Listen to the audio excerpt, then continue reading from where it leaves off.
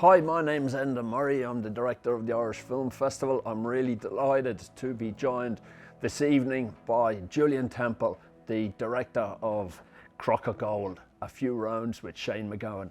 Julien, you're very welcome. Crock of Gold, you were involved yourself in some of the early days in punk in London. Did you come across Shane McGowan in that time? Did you know him? Yeah, there's an interview in the film where he's got bleached hair, blonde hair. I don't know if you remember. That was the first interview filmed with him, and that's something I did in '76. So I've known him a long time. You know, the crowd was a very important element of those punk gigs, and Sid Vicious was the focal point of the crowd until he joined the Sex Pistols, and then there was a kind of vacancy in the crowd, which, in a way, Shane stepped forward and took on the role. So you know, you would be filming at those gigs, and there's a number of shots in the Crock of Gold that we filmed at Pistols and Clash gigs, and the camera always ends up trying to find Shane because he's so into the whole thing. He's just absorbing the idea of it and the energy of it in a really powerful way, really. So yeah, I did know him back then, but I didn't really know him since then. So it was strange to make a film about him after all these times. At that point, you would not have known he was Irish at all, you know. Yeah.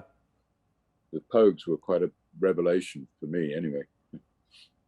Can you tell us a little bit about how the film came about?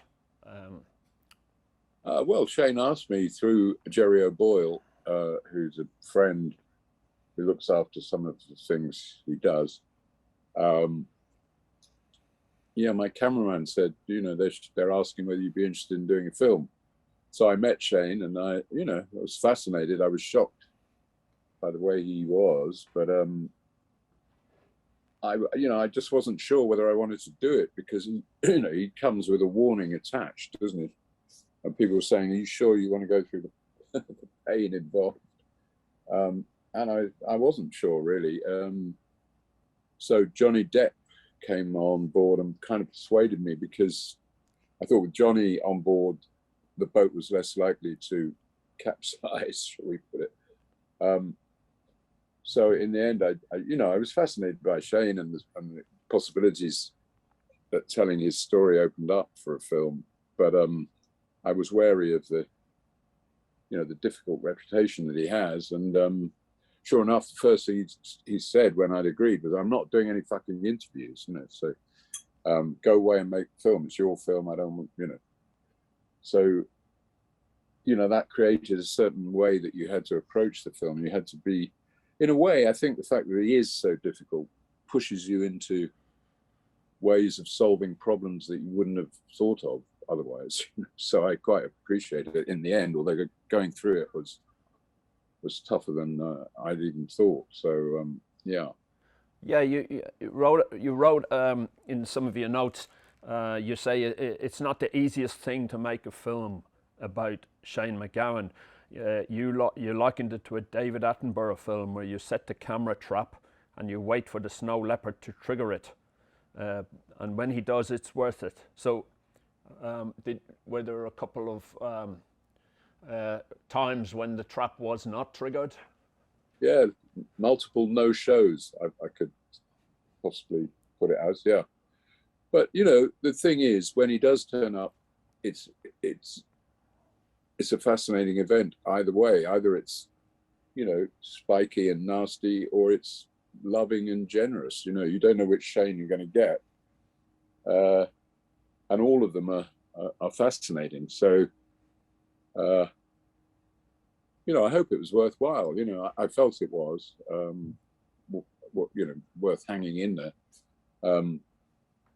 to deliver a film about, just an endlessly fascinating guy who was responsible for some of the best music of that time.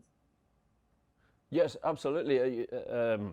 It's a fabulous film. Um, when you start making a documentary with someone like Shane McGowan, where did you begin? He's someone who is well known. What was your starting point for your own script? Yeah, well, I don't really sit down and write something. I kind of just dive into the music, and I listen to the music a lot. I get the archive going, which, in this case, it was exciting to tell the story of a bit of the story of England and Ireland, which, they certainly don't teach in English schools. So that felt worth doing. And that was one of my starting points. And I learned a lot about that myself. So that was good.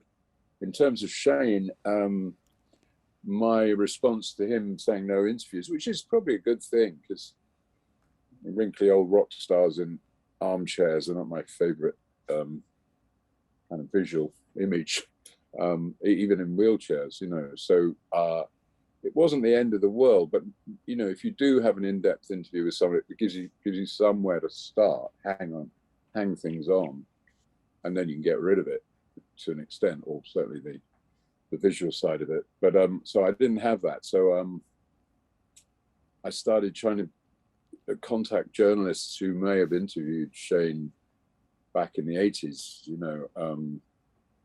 in a bar somewhere in Berlin or something in 1985, 5 a.m, probably the best time for the Snow Leopard. Anyway, a surprising number of journalists had kept their tapes of Shane talking to them. They were lousy quality. You shouldn't really use them in a film.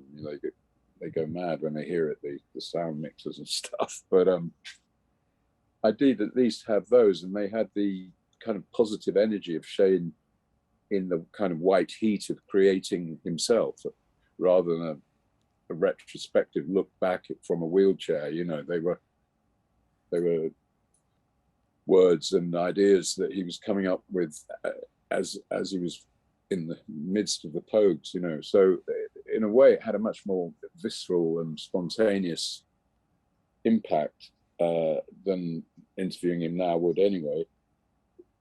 But we did need we also needed a sense of where he's at now. So we did explore other ways of trying to lay the camera trap, So like, well, the one idea was, let's have him talk to Johnny Depp, because that was easy, because Johnny Depp was a producer. So Shane agreed to that, and I was saying, well, make sure you try and talk to him about these things, or something about Shane, and on the first day, Shane didn't turn up, and then on the second day, Johnny didn't turn up, and on the third day, they both turned up and sat down and started talking and drinking. And it was very frustrating, because they would talk for an hour and a half about Chris Christopherson, and then they'd talk about Jerry Lee Lewis, but they wouldn't, the Snow Leopard didn't want to talk about himself. And I was kind of like nudging and kicking Johnny, trying to remind him to say something about Shane's, journey. So it went on for like 8 hours, and then my crew rebelled. It was about 8 in the morning by then, and they wanted to go to bed. And we woke up the next, in the afternoon around 4, and they were still sitting there talking about Chris Christopherson or things like that, And when I looked at the stuff, there was about out of the 8 hours, there was about 5 minutes that you could consider using in the film. But it did. Those 5 minutes were good, and I that's when I got the idea how to organize the film, because I was looking at this footage, and we had 3 cameras on Shane. Although at one point he says, "Where's the camera?" There were 3 right in front of him. And so that meant like 24 hours of footage of Shane, right? So I'm looking at this stuff, and because they didn't turn up, we had hours to light it really nicely. The cameraman was fiddling with the light all the time because there was nothing else to do while we waited those first 2 nights. So I was looking at the stuff, and he looked really interesting in this beautiful kind of weird bar light. And I was looking at stuff when he wasn't talking, when he was actually just listening to Johnny, and there was something in his eyes, you know, that you could almost see a child inside this guy, and you know, and he'd be nodding off, and then he'd wake up, and it was all very interesting footage, which normally you'd throw away. You don't use footage of, you know, someone listening to someone else. It's like, get rid of that, cut that cutting room floor. And I suddenly thought, well, if I put those crappy audio tapes, if I can get him reacting, instead of reacting to Johnny, react to him listening to telling his own story, often in different versions of the same story, which is interesting as well. That would be great. So I did an insert of a micro cassette, as though it was on the table in the bar where they were talking. And suddenly I had a way of telling the film, because I did it with Shane's reacting to Johnny, but slipping the reactions to work with what he was saying about himself, you know. So I like that kind of thing. You'd never sit down and write that's what you're going to do, but when you find it, you know it's the solution, you know. And that's to me the chance element, and the fact that he was that difficult, that he pushed you into that kind of crazy way of thinking is great, you know. So I appreciate him for that as well. He may have known, you know, by pushing us into a corner, he probably, you know, he's not stupid, so I think he probably felt, well, let the motherfuckers paint their way out, you know, and it will be a better film. I think an element of that to it, you know. Yep. In the beginning, I remember Irish trad players being horrified at the music of the Pogues, and I suppose I was in two minds. But one of the things that really converted me was I was living in London, and I was at that gig, I think it was 1987, St Patrick's Day, at the Town and Country in Kentish Town, and with Kirsty MacColl and Joe Strummer. But the thing that struck me, I was working with youth, young people and youth work. The thing that struck me, and also living as an Irish person in London, was the crowd that were a lot, mostly second generation Irish, who at last had found somebody that they could respect and who respected them. I think he gave them a voice. He gave them a voice, didn't he, for the first time? So we've got a plane going over. Yeah, absolutely. Well, you know, you also have to remember when the Pogues kicked off, it was already, you know, kind of 8 years later than punk. So, you know, that energy that they brought to the music was Shane's roots in punk, you know, which was meant to piss people off. So I'm sure he designed it partly to piss off, you know, the kind of more precious Irish folk musicians as well as other things. But it was great, as well as seeing that London Irish community have a voice or a focal point. It was great to see that punk energy back after 8 years of being in the dressing up box, and, you know, New Romantics putting on ruffs and things around their necks, which wasn't exactly the same thing as punk, you know. So it was good to see it back, some kind of anger, some kind of shock value, some kind of belief in yourself and having something to say, you know, which had all gone missing. The other thing that I remember from that time was some Irish bands who were in London who were really unhappy about Shane's kind of media persona, because they were trying to get away from the stereotype of drunken Irish, and yet here was somebody who was making a living out of being a professional drunk.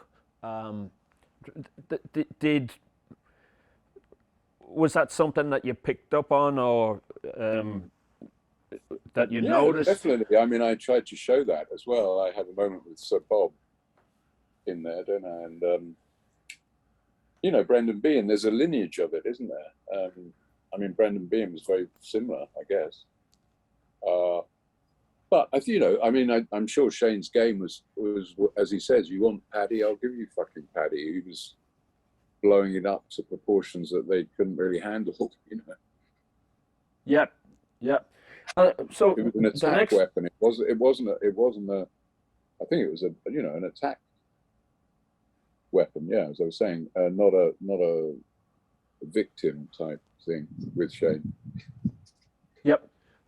The other question I wanted to ask, you've spent a lot of time with his work and researching the film, and you know, he's obviously had a major relationship with alcohol over the years, and I was interested to get your opinion on whether you think that you know, his writing would have been better, or his writing would have been worse without the alcohol.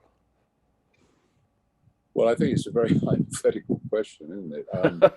You know, some people in history have performed better than others out of their heads, and Shane performed particularly well, I think. You know, I'm certainly not judgmental in any way. I don't want to be judgmental about that. I'm not in the film kind of idolizing it or putting it down, I hope. It's just what he was, you know, and, you know, there are very reasons for people to, you know, Keith Richard became a junkie because he needed, I believe, you know, some little personal space left. When you become that famous, you know, they take everything of you. You don't have a minute or second on your own, really. And the only way to create that is get out of your head, really, that space. And in a way, fame is the worst drug Shane ever took. And when he's nasty, it's because he's behaving like an arsehole rock star. When he's nice, he's who he really is, I think, you know. Yeah, it's an interesting comment. We also have the Phil Lynott documentary "Songs for While I'm Away," and that was a comment by Larry. No, not Larry Mullen, the bass player from U2. That the impact of fame was a terrible experience for you know, for people. It's an interesting point that you make. I was going to ask you whether any memorable occurrences during the shooting of the film, but you've already covered some of those already. Was there anything, any other ones that stick in your mind, for better, for worse? I've tried to, you know, forget them, really. I told you a few. I think that's good enough. What I told you. So what for you? What was the most memorable, enjoyable, or satisfactory thing about making the film? Well, finishing it was pretty good. The moment I thought it was finished, because I didn't think I'd get to that point often. So that was good. I mean, I really enjoyed the process of animating, you know, bits of it, for example. Yeah. But with Ralph. And the Jerry Adams interview was quite off the wall, you know, so that was a good moment. Which Shane and his people suggested Jerry Adams talk to him, and it was great, because Shane's very different in each of the conversations that we managed to get him to do. You see a different Shane, you know, which was great. Again, you wouldn't have really thought of that as a way of finding different Shanes, you know, but he does come across really differently with Bobby Gillespie and Jerry Adams and Johnny Depp and stuff. It's a different version of him, which I find fascinating, because you can put them all together and let people make up their own mind. You know, there's Yeah. also something about the unreliable narrator is a great thing in a film where you're not sure how much, you know, is true, how much is myth, you know, or Yes. self. And that playing with that was a really interesting thing in this film too. Yes, I figured never let the truth get in the way of a good story was an element in there.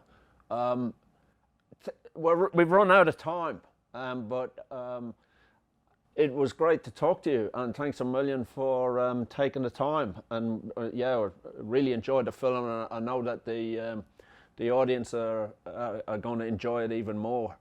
We're in total lockdown here, so got bugger all else to do. Thanks a million, Julien. Thank you, mate. And yeah, I hope they enjoy it. Absolutely. A bientôt. Thanks a million. Bye bye.